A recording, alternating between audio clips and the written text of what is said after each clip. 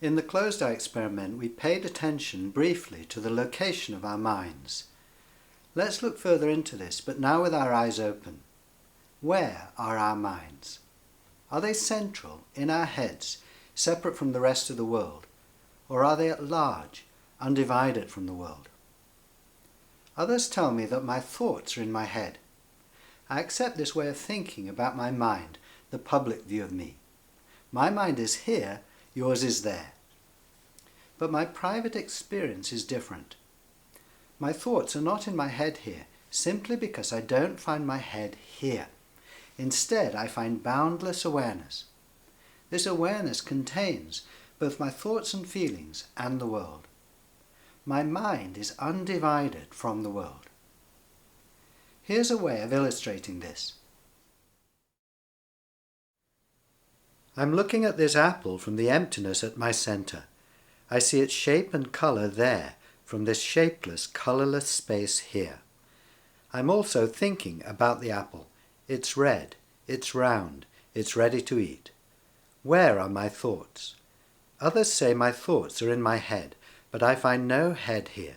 Instead, I find capacity that is filled both with my thoughts and the apple. My thoughts about things are not distant and separate from those things. My thoughts are out there, connected to the world. Obviously, others do not see my thoughts there in the world, but my experience is different. My mind is at large in the world. I find no dividing line separating my mind from the world. It's the same with my feelings. I feel pleasure in seeing the color and shape of this mango. I feel a desire to eat it. My feelings and reactions are not contained inside a person here at my center. They're out there in the world. My feelings of wonder merge with the snowdrops. My excitement isn't separate from the fire. I'm capacity for a world filled with feeling.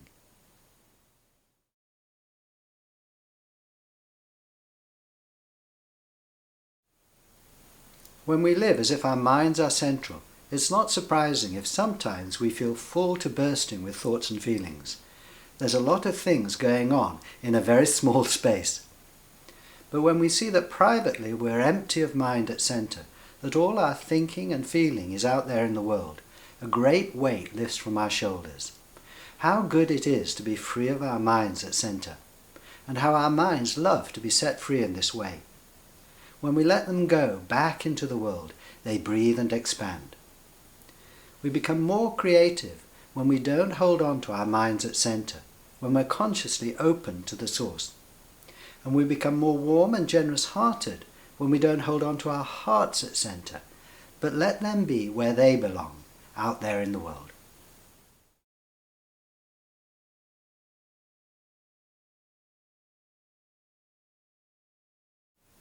Locating our minds and hearts out there in the world doesn't mean, however, that we ignore them or stop being responsible for what we think and feel. In fact, we're likely to be more aware and more responsible, not less. Our minds and hearts are no longer hidden inside us, but are out in the open, in front of us, so to speak, on show in the clear light of consciousness. And as who we really are, not only are we responsible for the thoughts and feelings that flow from within us, we're also responsible for everything, since everything flows from this incredible mystery at our center. Obviously, as people, we don't create the world, but as this mystery, we do.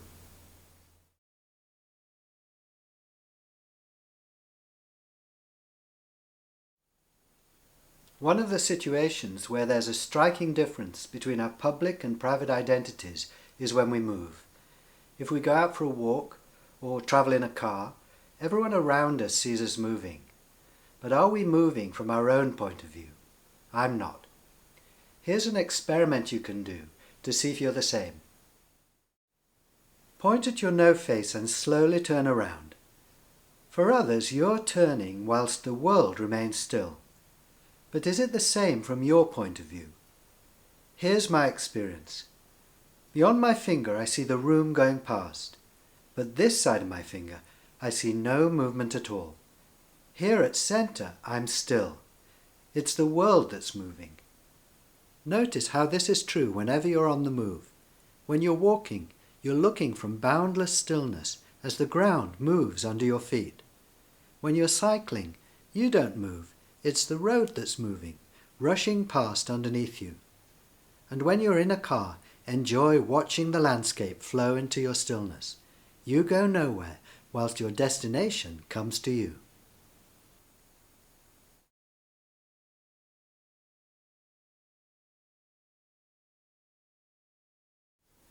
If we're only aware of our public identity, then we see ourselves as always on the move, and this can at times be tiring and stressful. We never quite stop, never quite rest. But if we're also aware of our private identity, aware of this stillness at the heart of our lives, then we find within ourselves profound peace and rest, even when we're rushing about. Being aware of this inner stillness is both deeply relaxing and energizing.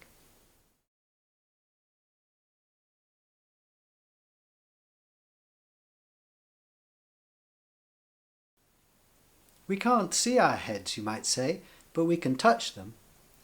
Let's do an experiment to see if this is true. Touch your head. What are you touching? I'm aware that for you, I'm touching my head, but my experience is different. This is the difference between the public and the private. From my point of view, my hand disappears into empty space here at my center, and then I experience lots of sensations, but they're not happening in a head here, they're happening in boundless awareness. They don't solidify me into a thing here, they don't limit me. Even whilst I'm experiencing them, I remain spacious and at large. What do you find? Do your sensations add up to a head there at your center, inside which you're living? Or are you capacity for your sensations, just as your capacity for everything else?